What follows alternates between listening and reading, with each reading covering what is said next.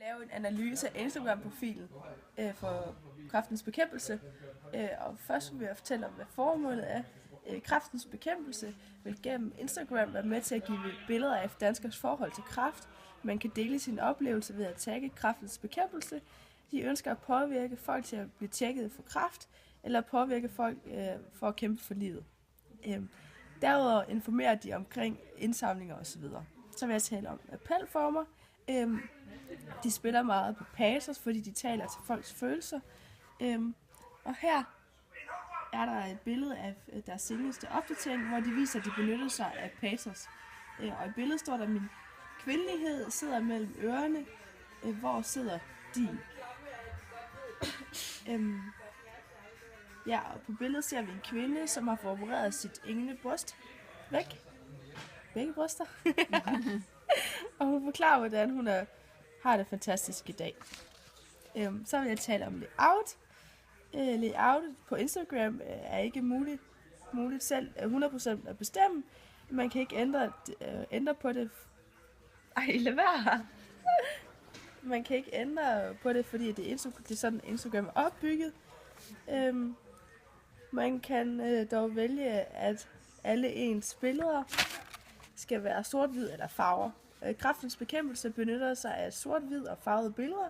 Derudover er layoutet meget enkelt og uskueligt. Jeg vil fortælle lidt om farver og farvesymbolik. Kræftens Bekæmpelses logo, det er rødt, og den farve, den symboliserer blandt andet energi, passion, styrke, sundhed, held, kraft og varme.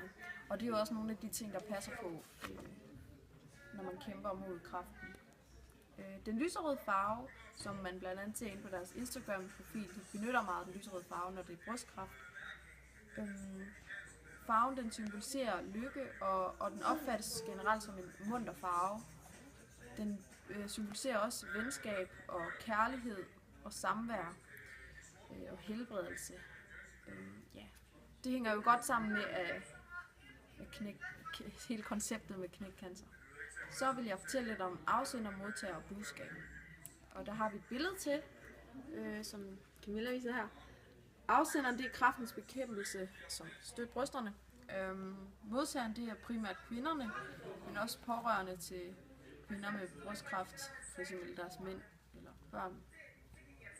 Budskabet det er så at oplyse om brystkræft og lægge billeder op af kvinder med brystkræft, som det billede vi lige så, hvor man så en kvinde, som havde lige fået opereret sit ene bryst væk. Ja, så det gør folk opmærksom på, hvor alvorligt det er, og hvor vigtigt det er at gøre noget ved det. Og så vil jeg fortælle lidt om aktiviteten, om der bliver skrevet ofte på deres Instagram-profil, og hvilke signaler de ønsker at sende. Der bliver stort set opdateret billeder hver dag. Mange af billederne, som bliver lagt op, er tidligere kræftramte eller folk, som er kræftramte. Derudover så ser man også mange billeder af forskere, og så man får et indblik i, at der bliver gjort noget for at bekæmpe den her kræft. Man ønsker at sende et signal om, at man skal være glad for sin krop, selvom man mangler sit ene bryst eller begge bryster. Derfor så bruger de her rollemodeller til at vise, at man stadig kan fungere som et helt normalt menneske, selvom man ikke er uden sine bryster. Så vil jeg tale om iscenesættelse på Instagram. Nogle kvinder lægger billeder op af sig selv, hvor de er ramt af kræft, og der er kvinderne backstage, som vi ser. Her ser vi kvindernes følsomme side og ser, hvor hårdt det kan være at være ramt af kræft.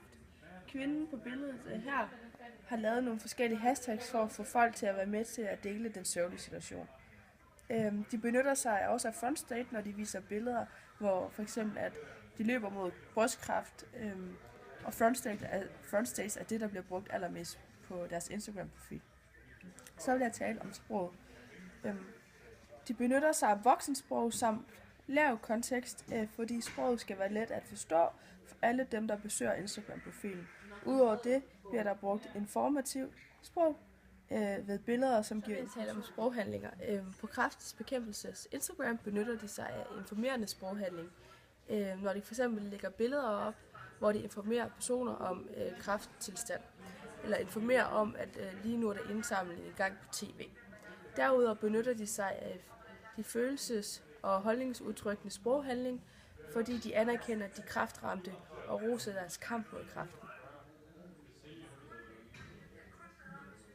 Jeg vil snakke lidt om deres markedsføring. Markedsfører de sig? Jeg har et billede hernede, hvor det viser, at de benytter sig af markedsføring på deres Instagram. Et eksempel er, at de har lagt et billede op, hvor man kan vinde en gourmetmiddag og overnatning for 2 på Hotel Kolding Fjord. Her reklameres der for hotellet, at de støtter Knæk Cancer, og så er deres Knæk Cancer logo på plakaten. Og så på den måde så viser hotellet og gennem den her markedsføring, at de tænker på andre, og det skaber en god markedsføring. Jeg forklarer lidt om, hvem der er i centrum på deres Instagram-profil. Det er selvfølgelig kvinderne. Det er en gruppe kvinder, fordi der er mange kvinder, der er berørt af brystkræft. Vi ser kvinder, som er i samme situation og er berørt af kræften. Derfor er det kvinder. Og idealmodtager og den faktiske modtager. Idealmodtagerne, det er kvinder, der er ramt af brystkræft. Det er det kvindelige køn, men den faktiske modtager er de pårørende til kvinderne. Det kan være deres mænd eller deres børn. Og så vil vi snakke om lidt om responsen på dem, som giver respons til billederne.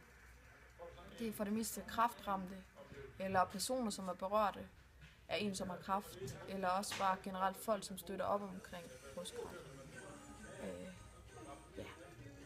De kommenterer på billederne, oftest er det ordet tak, som går igen, eller godt kæmpet. Og generelt er det ord, som er rosende og medvirker til, at folk får lyst til at fortsætte kampen mod kræft.